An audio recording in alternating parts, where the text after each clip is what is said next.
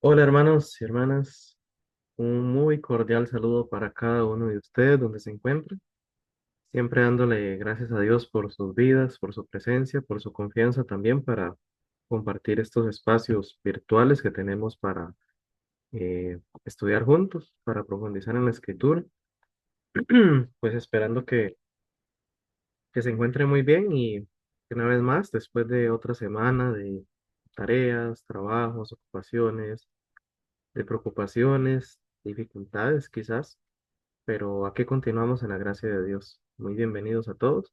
Si alguien nos ve por primera vez, pues también muy bienvenido, bienvenida y agradeciendo la confianza, siempre con toda la libertad de compartir estos estudios, estas grabaciones a través de estos medios. eh, Pueden compartirlo con todos los que ustedes consideren que puedan serle de bendición. Bueno, recordemos que estamos estudiando Segunda de Pedro, capítulo 2. Ya ingresamos al segundo capítulo. Y bueno, espero que tengan pues en mente, en lo posible, lo que estuvimos empezando a analizar en este capítulo la semana pasada, ya que pues es el tema casi que de todo el capítulo y pues es importante profundizarlo, que es, recordarán, el tema de los falsos profetas, los falsos maestros. Entonces, de una vez vamos aquí al texto. Siempre les comparto por medio del software Bíblico Logos, que es un programa muy amigable para poder, pues, estudiar la escritura. En la medida en que uno, pues, consiga bibliotecas, las adquiere, pues, tiene muchísimos recursos muy valiosos y muy útiles para el estudio de la escritura. Entonces, aquí estamos viendo el texto. Recordemos que esta semana anterior estuvimos empezando primero, pues en cuanto a Pedro mencionando la realidad de los falsos profetas, que eso es algo que siempre ha existido. Él habla hace un recordatorio de que siempre, incluso en el Antiguo Testamento, había muchos que se hacían pasar por profetas de Dios y daban mensajes en nombre de Dios. Y entonces él nos hace eh, este recordatorio que sigue siendo una realidad, una amenaza hoy en día. Lo más peligroso de estos profetas, de esos falsos profetas, es que introducen encubiertamente las herejías destructoras. Como hablábamos, pues son personas que se ven inofensivas, son personas que se hacen pasar por parte del rebaño, o peor aún, están completamente convencidos de que son parte del rebaño y que lo que enseñan es la verdad. eh, Enseñan como que fueran convicciones, totales certezas. Y decíamos la semana pasada que quizás eso es lo más riesgoso porque eso es de lo que más convence a las personas. Alguien que esté convencido de lo que dicen. Y hasta qué punto, cuál es la gravedad a la que pueden llegar en sus falsas enseñanzas, sea consciente o inconscientemente. Lo peor que pueden llegar es a negar al Señor que los rescató. O sea, esto es como la mayor de todas las negaciones, la mayor de todas las herejías, porque estamos sacando a Jesús, a nuestro Salvador del medio, estamos quitando a Cristo como el que nos rescató y lo estamos haciendo a un lado. Esto es algo que en el Nuevo Testamento es no solo por Pedro, sino el mismo Pablo también en su momento, también el autor de Hebreos, hemos hablado, hacen ver que el que saca a Jesús del medio, el que quita a Jesús de la ecuación, pues, bueno, incluso en las mismas palabras de Pedro aquí, lo que hace es atraer destrucción repentina sobre sí mismo. Esta última frase no la hablamos tan en detalle la última vez, pero ¿a qué se puede referir esa destrucción repentina? Bueno, la palabra repentina implica algo como que ocurre súbito. Vean que en el griego lo traduce como pronto, rápido o ágil.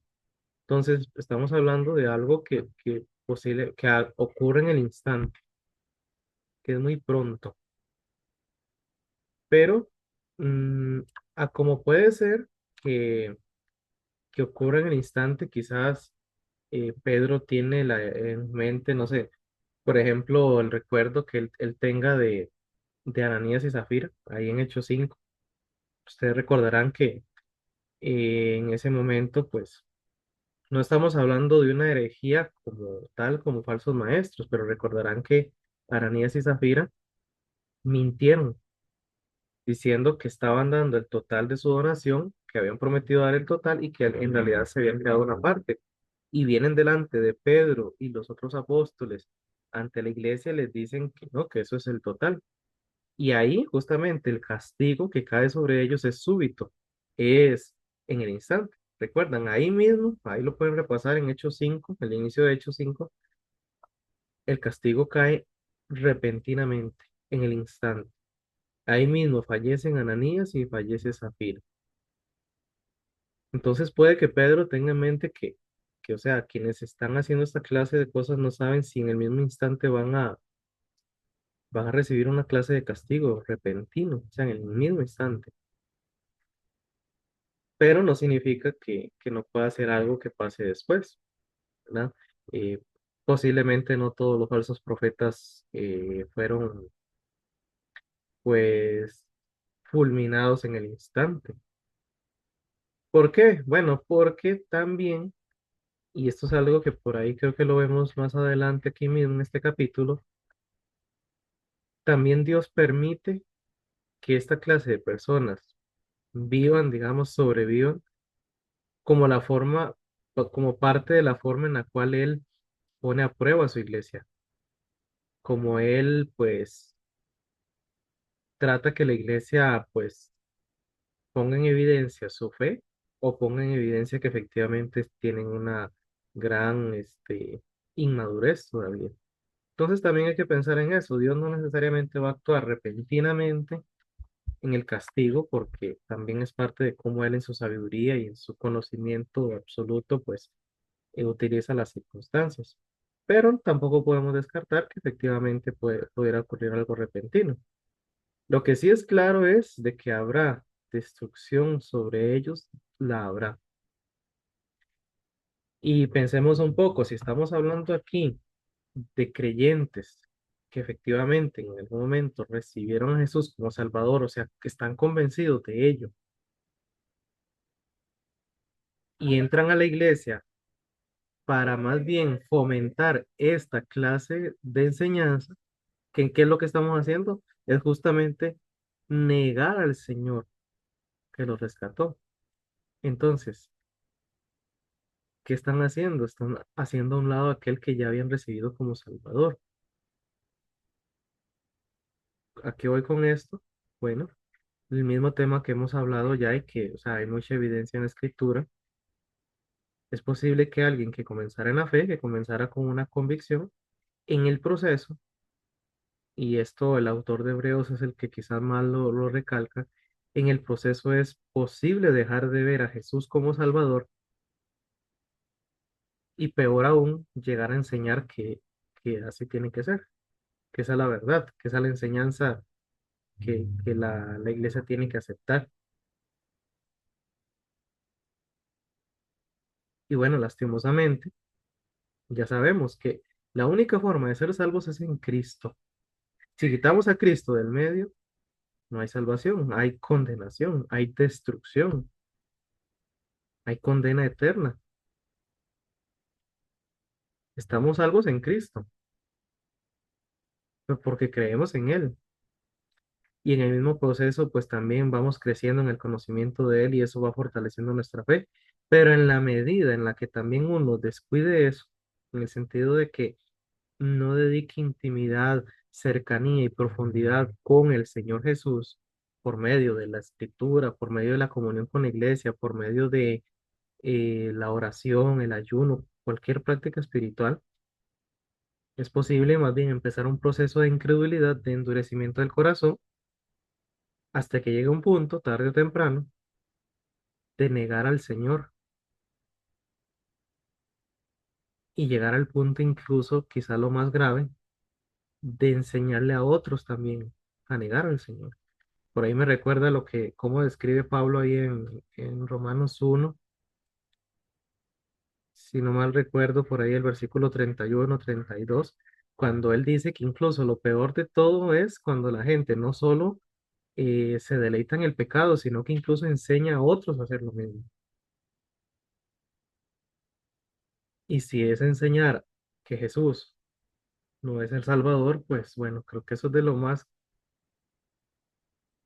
grave que podría hacer una persona.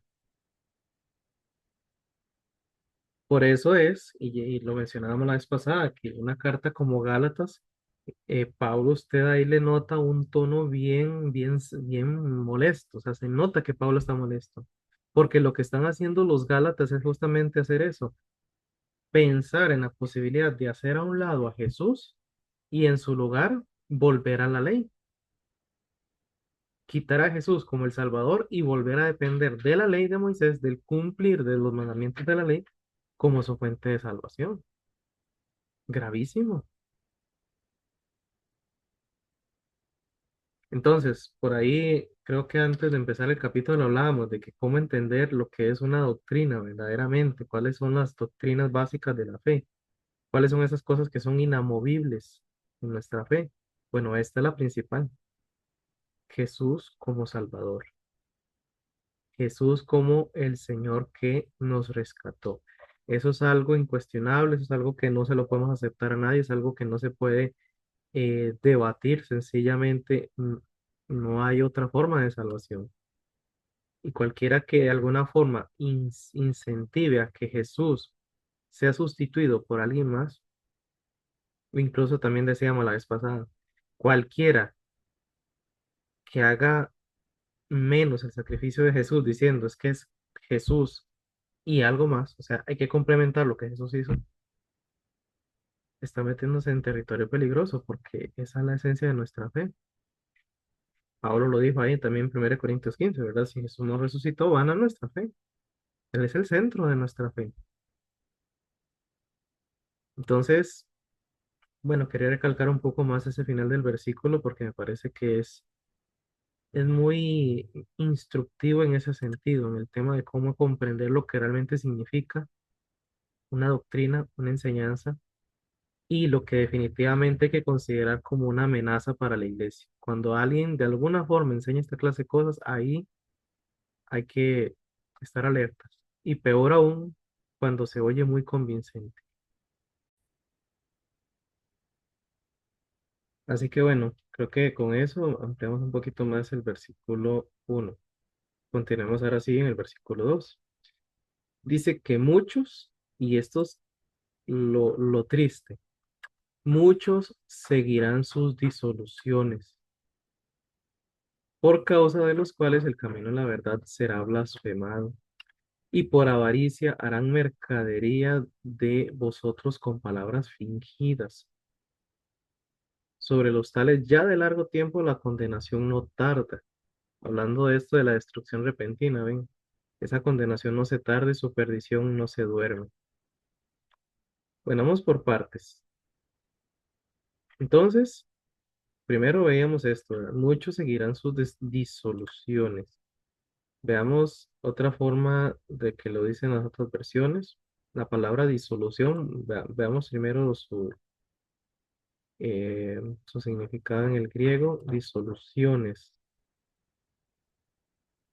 Ven qué interesante, porque vamos a ver, compararlo con esto otro. Ujú. Es curioso porque la palabra disolución tiene la misma raíz de la palabra destrucción. Cuando leemos aquí en el versículo 1, destrucción repentina, y aquí dice que es disoluciones. Veamos este otro diccionario, a ver si hace lo mismo.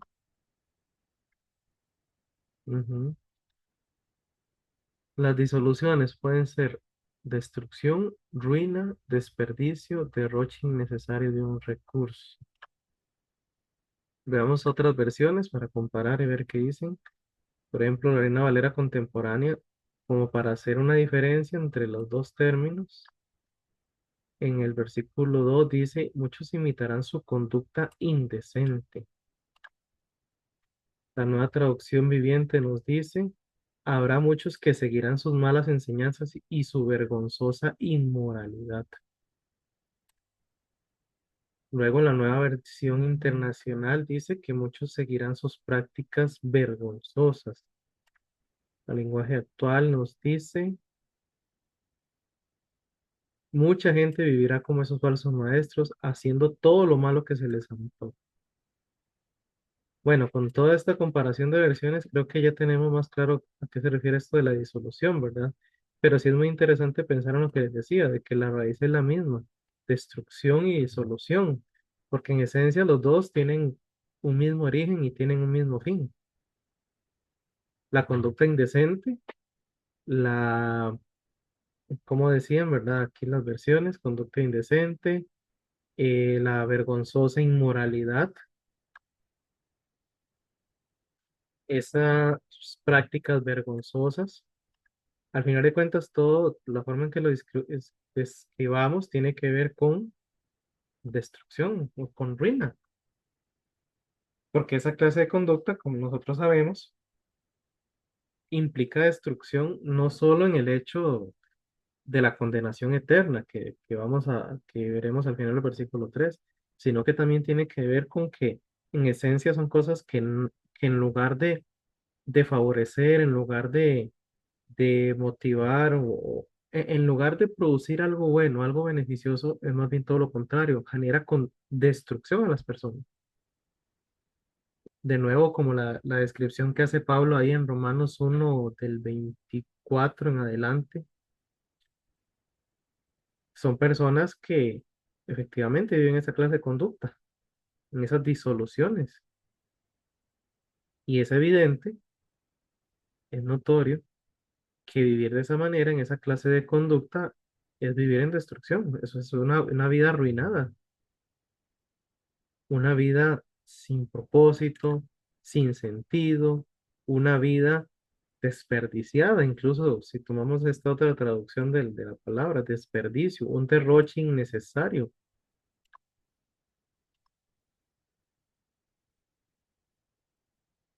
Entonces, diciéndolo de otra forma, ¿qué dice Pedro? Muchas personas van a seguir sus conductas, sus prácticas y van a seguir también su destino. Ahí está lo triste, porque no son pocos, son muchos. Son muchos los que van a seguirlos. Y una vez más, esto no es algo novedoso del Nuevo Testamento. Siempre en la historia de la fe de los seguidores, de los hijos de Dios, del pueblo de Dios, siempre ha sido una realidad que son muchos los que siguen las falsas enseñanzas y que son enseñados y, e imitan las falsas enseñanzas y el estilo de vida inmoral de estas personas. Por eso es que en el Antiguo Testamento se habla del remanente de Israel.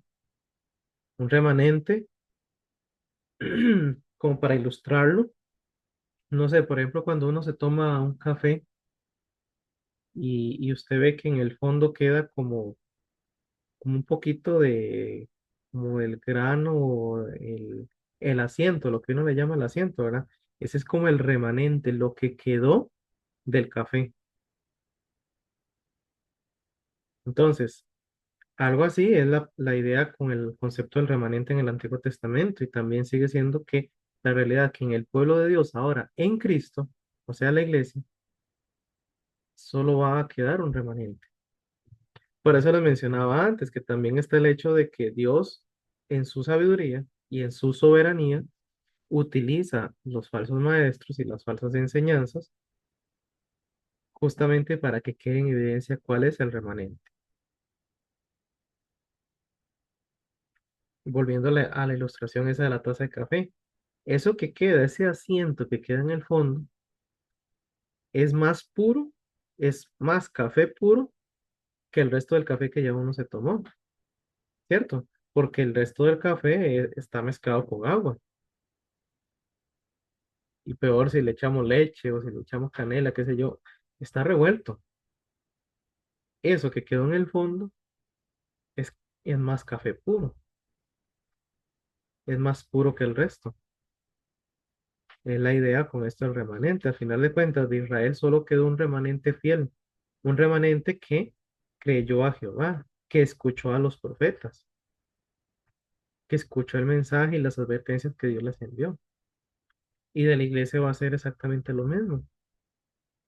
Incluso, si viendo el punto medio entre el Nuevo Testamento, el Antiguo Testamento, el pueblo de Israel y la iglesia, durante el tiempo en que Jesús estuvo en la tierra, durante su ministerio, había muchos que andaban atrás de él, pero muchos eran solo parte de la multitud, discípulos fieles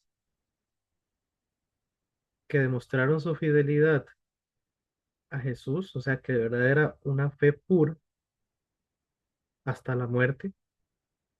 Esos fueron muy pocos. Comparados con las multitudes que seguían a Jesús, fueron muy pocos los discípulos. Entonces, no estamos hablando de algo novedoso, es triste, sí, es triste. Ojalá no fuera así, pero es la realidad. O sea, veamos lo que es lo que se nota por el fruto del Espíritu en las personas. ¿Cuántas personas alrededor del mundo dicen ser miembros de una iglesia? ¿Cuántos dicen ser creyentes? Pero ¿qué refleja su vida? Salen del, salen del culto dominical y son exactamente igual que el resto. Eso es lo triste. Y ahí es donde se refleja quiénes son del pueblo, quiénes son los hijos de Dios y quiénes simplemente es una apariencia. Así que, pues bueno, una verdad también aquí lanzada, sutil, pero es una realidad también lamentable, pero hay que también asimilarlo. Son muchos los que seguirán sus disoluciones. Por causa de ellos, el camino de la verdad será blasfemado. Otra gran, eh, otra noticia muy triste. ¿Por qué esto de que del camino de la verdad será blasfemado? Bueno, recordemos de nuevo el ejemplo aquí, la primera de todas las herejías, de todas las blasfemias, de todas las falsas enseñanzas. Cuando nos dice Pedro que negarán al Señor que los rescató. ¿Cuál es el resultado de esa falsa enseñanza? ¿Hasta qué punto puede llevar? A que muchos blasfemen el nombre de Dios, a que muchos blasfemen del camino de la salvación en Cristo. Veamos esta otra sección en las otras versiones, retomemos aquí en la Reina Valera contemporánea, por causa de ellos se hablará mal del camino de la verdad. También por causa de ellos se hablará mal del camino de la verdad, dice esta versión. Por causa de ellos se difamará el camino de de la verdad. Y por culpa de ello la gente hablará mal de los cristianos y de su modo de vivir.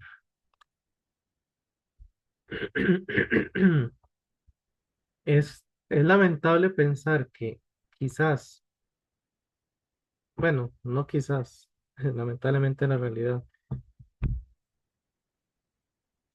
muchos de los inconversos, de los incrédulos en el mundo, no creen, niegan la fe e incluso blasfeman por la forma en la que los mismos supuestos creyentes dan pie a que eso ocurra.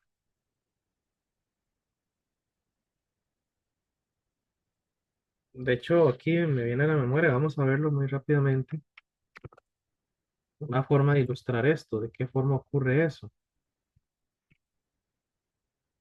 En Romanos 2, recordemos que en este contexto, pues Pablo se está dirigiendo tanto a gentiles como a judíos. Ya les habló a los gentiles en el capítulo 1, en cuanto no hay justo ni a uno.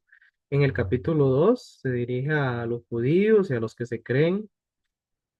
Por ejemplo, aquí desde el versículo 17, ¿verdad? Cuando decía que tú tienes el sobrenombre judío, te apoyas en la ley, conoces su voluntad, confías que eras guía de ciegos, y les empieza a preguntar, tú pues que enseñas a otro, ¿no te enseñas a ti mismo? Tú que predicas que sea de hurtar, hurtas. Tú que dices que no sea adulterar, adulteras. Tú que abominas de los ídolos, cometes sacrilegio. Tú que te jactas de la ley con infracción de la ley, deshonras a Dios. Y aquí es donde quería ir al punto principal de esto. Porque como está escrito, el nombre de Dios es blasfemado entre los gentiles por causa de vosotros. ¿Lo notan? ¿Qué está diciendo aquí Pablo? Que los que se supone que son el pueblo de Dios, los creyentes, se convierten lamentablemente en la causa para que Dios sea blasfemado. Por eso veo el paralelo con lo que nos dice Pedro, porque lastimosamente también es una realidad. Al final de cuentas, tantos incrédulos blasfeman de Dios y usted escucha, eso no es algo que me esté inventando. Usted puede ver que muchos de ellos eh, blasfeman del nombre de Dios y lo primero que dicen, ay, es que sí, para ser cristiano así, pues mejor no ser nada. Incluso por ahí recuerdo que hay no sé si era Gandhi, que decía que él sería cristiano si no fuera por una razón, los cristianos, por la inconsecuencia, porque profesan una cosa, pero sus vidas reflejan otra, como lo mismo que vemos aquí con los judíos, los que se supone que enseñan, no se enseñaban a ellos mismos, no practicaban lo que enseñaban, no había consecuencia entre lo que profesaban y lo que vivían. Y entonces, lastimosamente, eso se convierte en una razón, por supuesto, es una mentira lo que dicen, pero no es tanto el hecho de que lo que digan los incrédulos, los gentiles, sea cierto o no. El problema es, lo triste es que sean los mismos creyentes, los supuestos creyentes, los que dan pie a eso. Entonces, sí, por supuesto.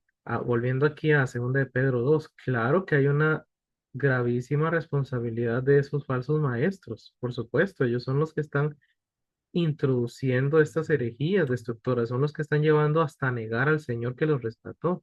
Sí, pero hay una responsabilidad también de quienes lo siguen.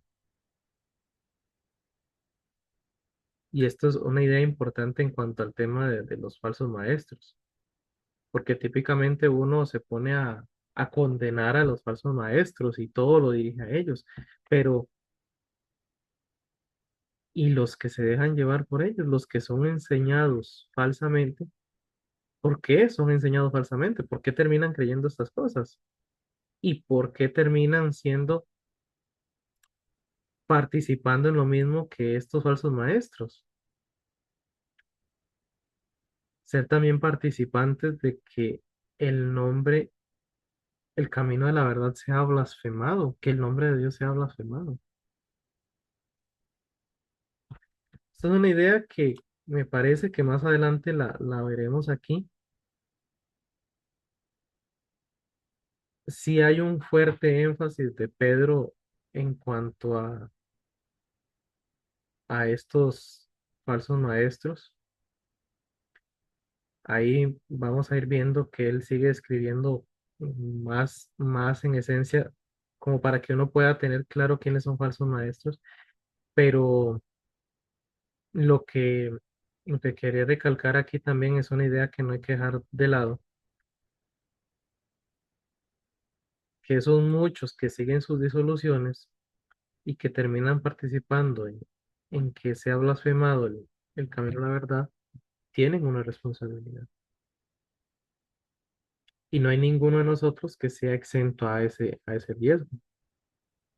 Claro, Entre más uno esté empapado, envuelto, sumergido en la verdad del Evangelio, entre más, como ya decía, entre uno más está recordando el Señor que le rescató por medio de todos los recursos que son tantísimos que nos ha dejado Dios, pues no hay que preocuparse, porque cuando llega el falso maestro, de inmediato vamos a notar lo que la semana pasada hablábamos, ¿verdad? Esas características que distinguen a un falso maestro de un verdadero maestro, un falso profeta de un verdadero profeta. Vamos a ver que lo que enseña no es consecuente con lo que la escritura dice, porque conocemos la escritura. Y también vamos a ver, que ya ese es otro detalle también que aquí nos va reforzando, vamos a ver la vida de ese profeta. Por mencionar un ejemplo así por encima, ahora que los que están de moda son esos, los profetas, los maestros de la prosperidad, ¿cómo vemos sus vidas? Ellos insisten en que hay que ofrendar y que hay que dar y que hay que dar para que Dios nos dé, pero ellos no ofrendan su jet, no ofrendan su carro último modelo, no ofrendan sus joyas, sus relojes carísimos, no, hay consecuencia, inconsecuencia con lo que enseñan y lo que viven. Y eso es causa de que efectivamente muchos blasfemen el nombre de Dios, porque creen que solo esos son la representación de la iglesia. Pero ¿y los que lo siguen? ¿Cómo no pueden ver esto? Bueno, porque en realidad no hay un verdadero interés personal. Siempre recuerdo a los hermanos en Berea, como escribe ahí en 1 Corintios, creo que era en 1 Corintios 18, que hasta siendo el mismo Pablo, dice que no simplemente se dejaban llevar por lo que Pablo les decía, sino que ellos escudriñaban la escritura. Eso no debería ser una alternativa para ningún creyente, no debería ser algo que le dejemos la tarea al que predica, al que dirige. Es una tarea de todos nosotros, porque todos nosotros necesitamos conocer y profundizar en la verdad, para que sea parte de nuestra forma de ver el mundo, de nuestra forma de interpretar lo que nos ocurre y también interpretar lo que enseñan los demás y así tener un criterio propio.